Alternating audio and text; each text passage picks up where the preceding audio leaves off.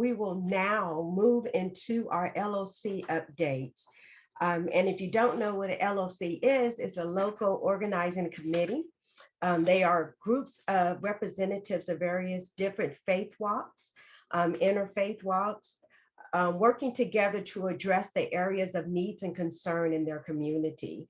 They will take this opportunity to explain to you their work and also how you can actually get involved in the work that they're doing. I'm going to give you the list of people who will be giving you their reports. And please go as I've called your name so we don't have to stop. You can keep going. It would be Betsy, followed by Howard, Victoria, Deacon Joseph, Donnell, and Lydia. Well, thank you so much. This is Betsy Reif Snyder, and I am with the Climate Justice Committee. We began less than 3 years ago, and our motto is to make the invisible visible, because we want people to realize that climate change is real. It's here now, but it affects vulnerable people and marginalized communities first and worst. At our January meeting, we focused on strategic planning. Our goal was to do a few things well. Because climate change is such a big topic, we knew we couldn't spread ourselves too thinly. So opportunities where we think we can have the most impact. Well, last year, we organized a press conference for Earth Day with some SAC Act clergy members and 2 state senators who came together to declare a local climate emergency. We were also part of a coalition that got the city and county of Sacramento to create local climate action plans. The goal? To reach carbon neutrality by the year 2030. And then we worked on state legislation focusing on air pollution, single-use plastics, and pollution from oil and gas rigs that are located right next to schools and homes in underserved communities. We were successful in some cases, but not in all.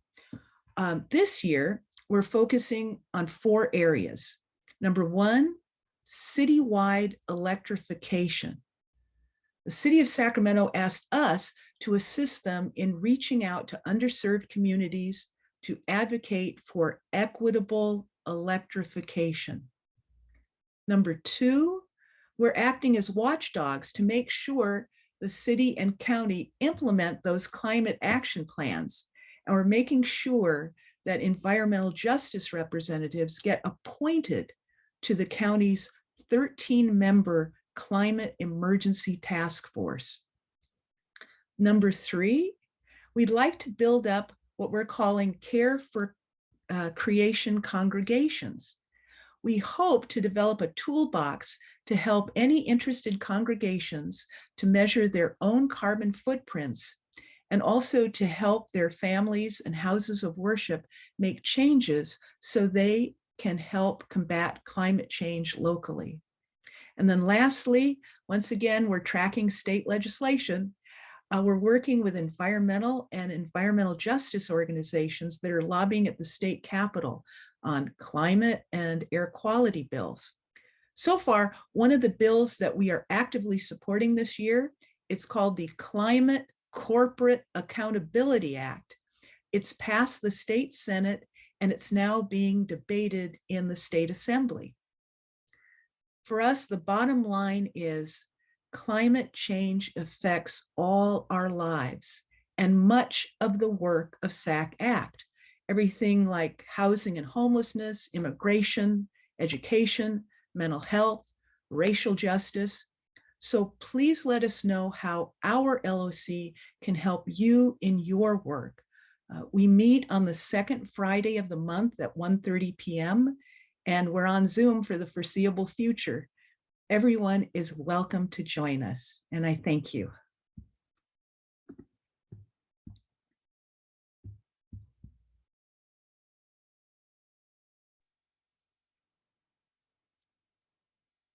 Thank you, Betsy. We will have you now, Howard. Yes, thank you. There we go. So I'm here with my wife Cynthia, and we are both members of Sacramento Housing and Homelessness Local Organizing Committee. And I'm going to share with you our statement of principles and also just a short perspective on the scope of the problem. But the reality is that thousands of our neighbors and family members are living in unsheltered on our sidewalks, vacant lots, and riverbanks. It is a wrong that we believe we can and must eliminate. We believe that homelessness can and must be permanently eliminated by 2028 through the enactment of this action agenda. But to describe to you before I go through the action agenda, just how fractured the service delivery system is, I'm going to quote from you from the B editorial from Thursday of this week. And in that editorial, the B states there are 61 distinct access points for 114 different programs in the region and no efficient way to navigate them. So the reality is, for someone who is experiencing homelessness, they must knock on many, many different doors before they can connect it up with the services that would help them address their problems and work their way out of homelessness. So to that end, we have adopted this statement of principles. And the first principle is a comprehensive regional plan to end homelessness. We call upon our elected officials to work together to develop a detailed plan for developing and coordinating services, developing transitional and permanent housing options in order to end homelessness. The plan must include metrics, prioritize actions, and incorporate careful cost-benefit analysis to ensure that the public and private funds are spent effectively. Elected officials must put aside political and territorial differences and work seamlessly together to end homelessness. Our second principle is to call for emergency shelter for all. All residents have a right to shelter. We call for a significant expansion of community-based 24-hour emergency housing options for all individuals sleeping outside, including traditional shelters, tiny homes, tiny home villages, safe parking, and safe camping zones. Services and shelters and encampments must be funded to include water, sanitation, counseling, and case management. The third principle is we call for a decriminalization and an alternative 911. We call for the immediate end to the criminalization of homelessness and an end to the sweeps and the establishment of a non-law enforcement mental health response to unsheltered individuals in crisis. Number 4, we call for affordable housing for all. Affordable housing of all types must be built in all parts of our region as expeditiously as possible. We say that there must be a significant increase in affordable housing and rental assistance must be expanded.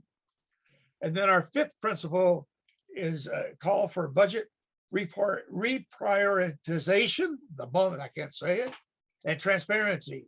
We recognize that budgets are moral documents and that our current budget priorities with disproportionate reliance upon law enforcement and incarceration as tools to solve the problem do not reflect our values.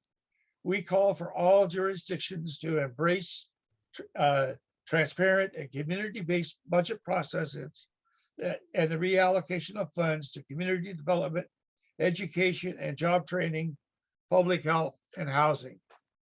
So the reality is that our committee has been at this for some time, and we have done many, many research meetings. And the fact of the matter is that the system is better than it was. There are examples that I think that are going on right now that I think our advocacy has helped bring about. For example, the city is establishing a limited number and hopefully an expanded number of safe ground sites. And those are going to be administered by the city, but the county is committed to provide the mental health and physical health services to those sites, working jointly. When we first began this work, that simply wasn't happening. We worked closely with a number of community allies, primarily our friends from the Sacramento Housing Alliance. And the chair of our committee sits on what is known as the COC. I'm blanking at it. It is the community agency that is charged for allocating federal funds to address homelessness in Sacramento.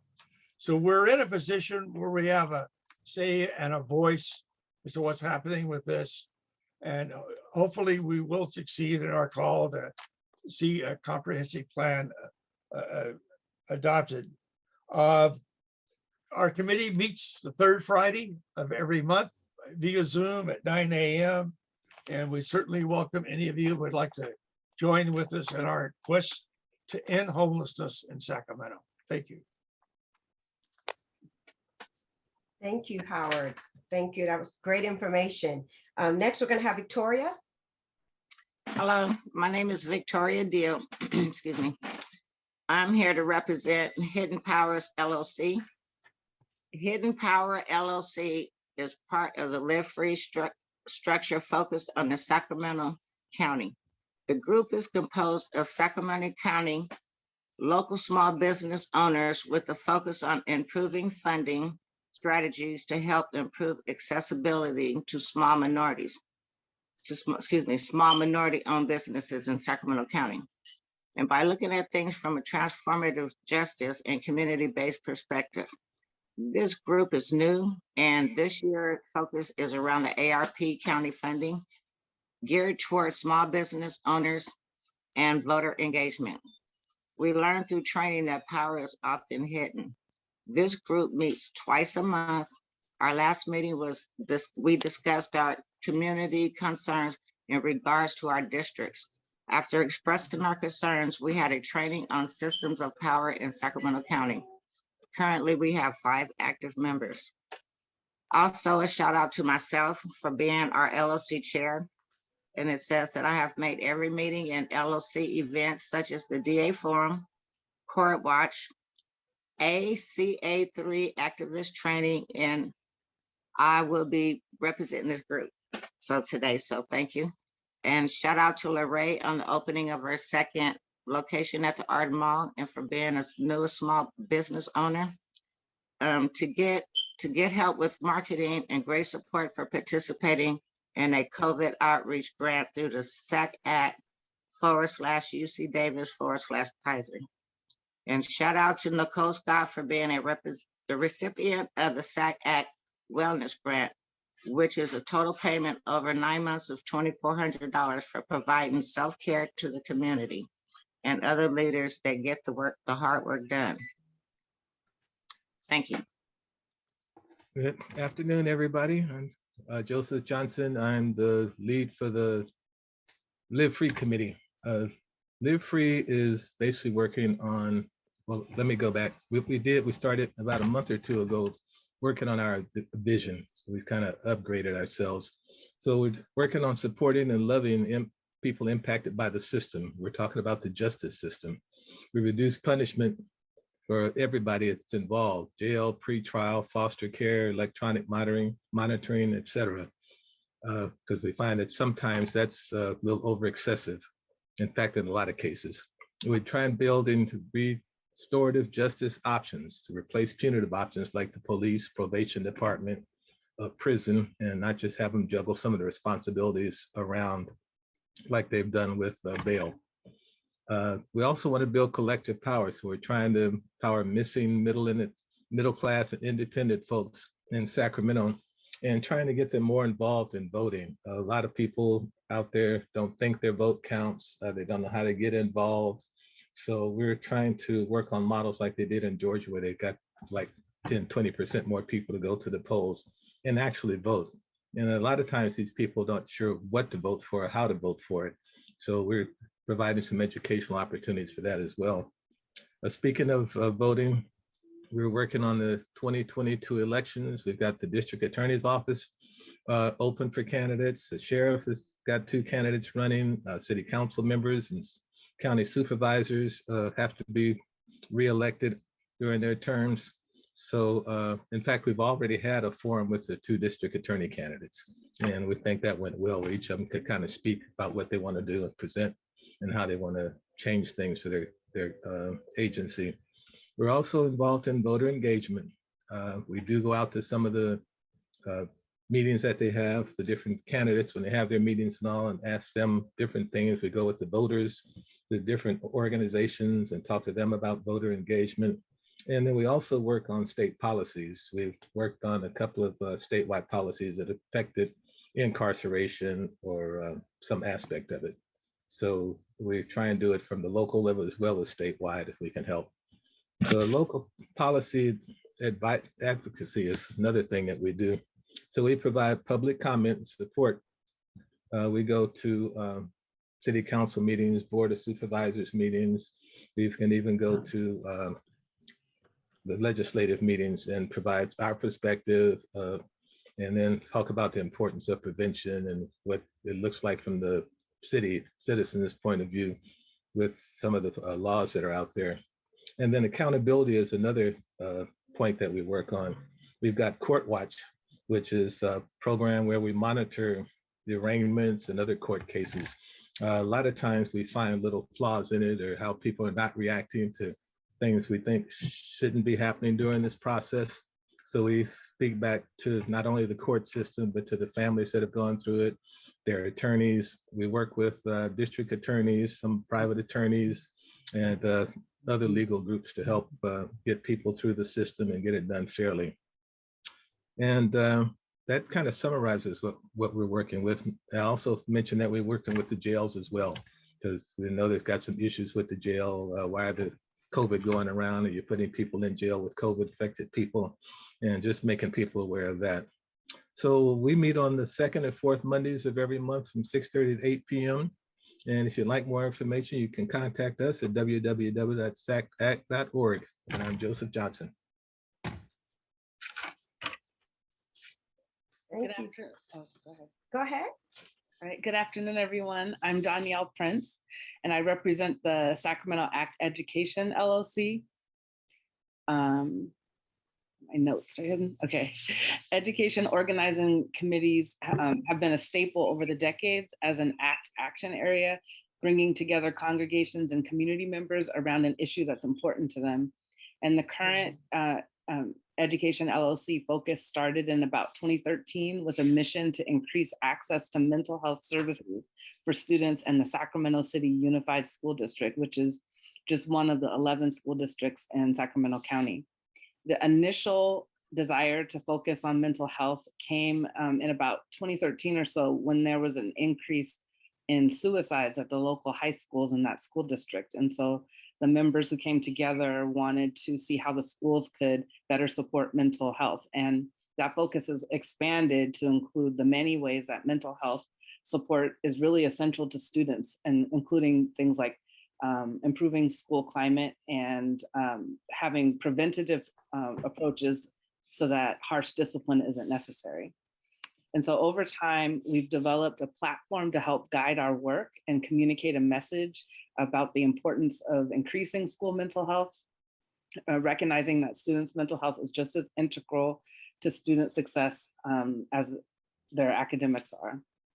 And so our goal has been to work and to educate and work with elected officials and community members to find the best avenue to help students to succeed by expanding student supports.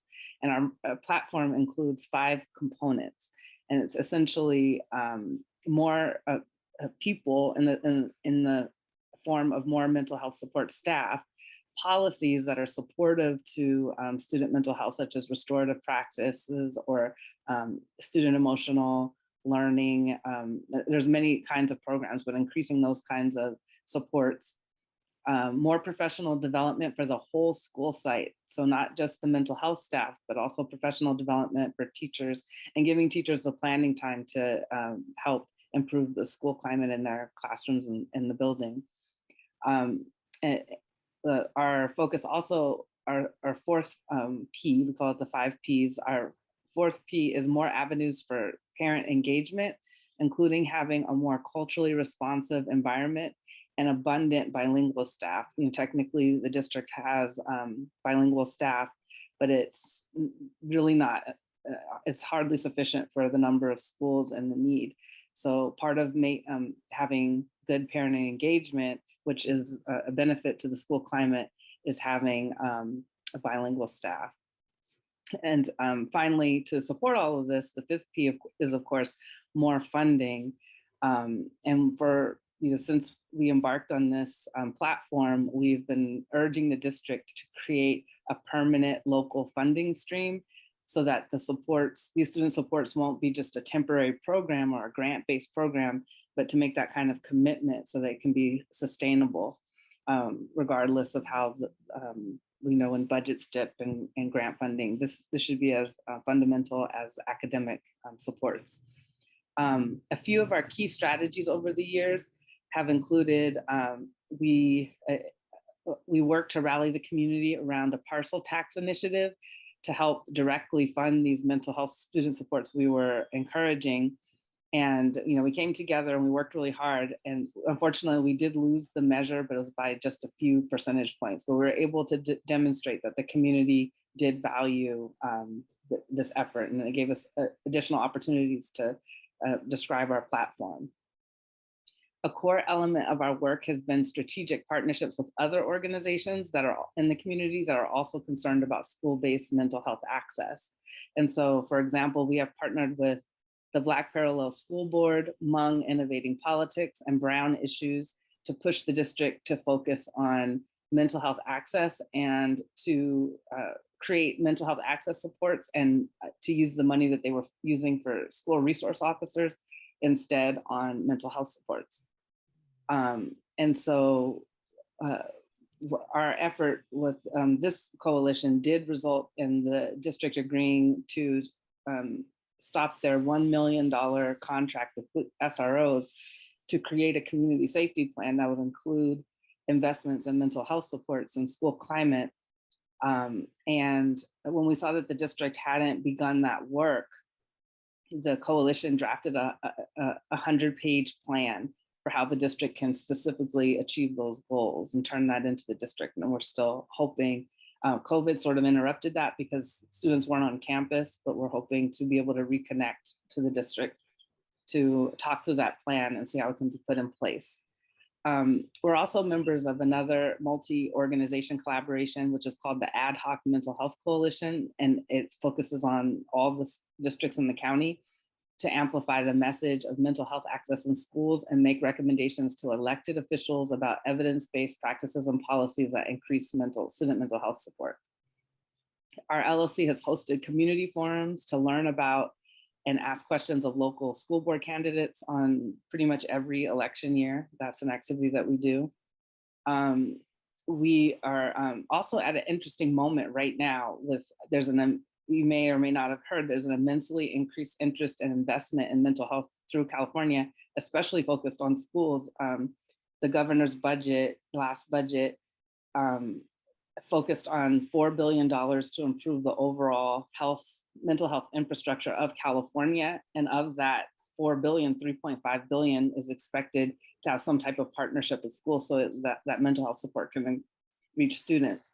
And so after many years of our education LLC feeling like our message about mental health was not really, it was often, people weren't thinking that was the most important thing to address in schools. They were thinking about achievement scores. Finally, we have this amplification of the very message we've been carrying. So we're about to embark on a strategic planning process that will take stock of these opportunities and how best to leverage them. So it's a great time to join our LOC. We meet monthly on second Mondays at 6 p.m. And as are the other committees, we're currently meeting on Zoom.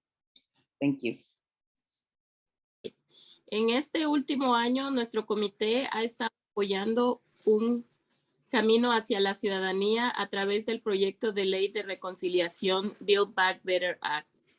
Nuestras acciones han incluido días dedicados a llamadas telefónicas a nuestros representantes del Senado y de la Cámara.